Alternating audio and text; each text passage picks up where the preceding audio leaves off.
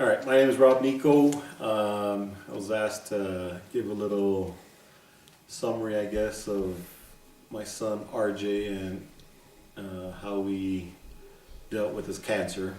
Uh, September 2010, RJ went from walking to limping to on crutches in a matter of about 3 weeks.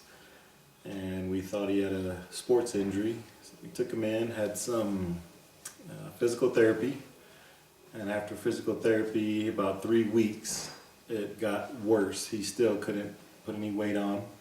He complained about being hurt, complained about it getting bigger, more pain. So we had an MRI scheduled, went into the MRI, and they said they'd get back to us in about 4 days, 4 to 5 days. And as a matter of fact, they called the very next morning telling us to come in. We've got an appointment.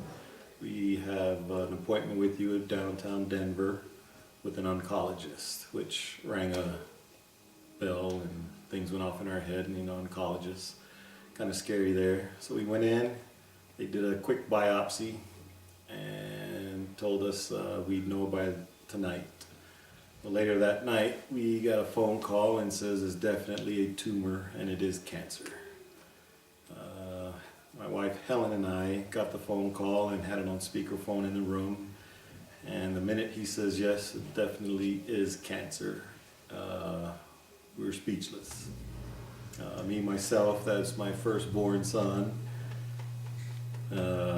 went from everything being all right to all of a sudden cancer enters your world and your whole world comes crashing down and almost to a stop.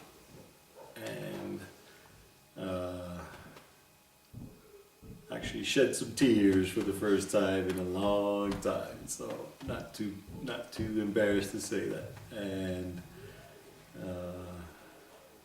cried with my wife and stayed in our room for a second to try and figure out exactly what happened. Came out and talked to our 3 other boys, RJ's 3 younger siblings, Seth, Kaleo, and Kainoa.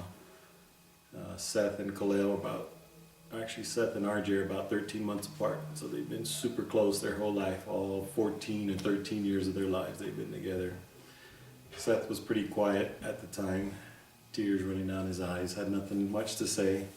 Later on that night, he was punching the bed, punching the pillow, crying, asking why RJ, and Kaleo just couldn't believe it that his brother had cancer.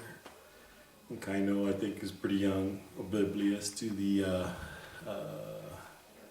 situation of how much cancer was going to affect our lives. Me, myself, being the dad of this family and the patriarch, kind of took it pretty hard, didn't know what to do, how to act.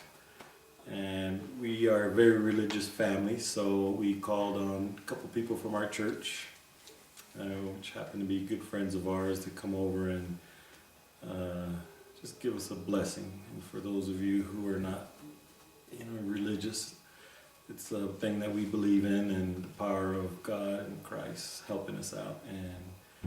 And through that, I was able to deal with some of the issues at hand and the upcoming years that it took for us to go through cancer. So. All right. Last question. How did you get through the hardest times? The nights where you were sleepless or just didn't know what to say. How did you get through that? Well, it was the first couple nights when, it's the first couple nights at the get-go where it was news to us. And the minute you hear about cancer, you think of death. That's the first thing that came to my mind. And I just, in my mind, thought about RJ and thought about, if it came down to it, how could I bury my son? And like I said before, we got a priesthood blessing, and I spent a lot of time on my knees talking to my Heavenly Father, and I got a bunch of comfort through that. And then also RJ, even though he was the one going through the worst of it, he put on a smile that helped me realize that if he can put a smile on it when he's going through it, then me as a dad looking in from the outside was able to deal with some of the hardest parts of it. Now, what was your reaction when the cancer was healed, when you found out RJ was cancer free? My reaction was to jump up and down and like I just dunked over Shaq. I was very excited. I was very relieved because the dangers of it was over.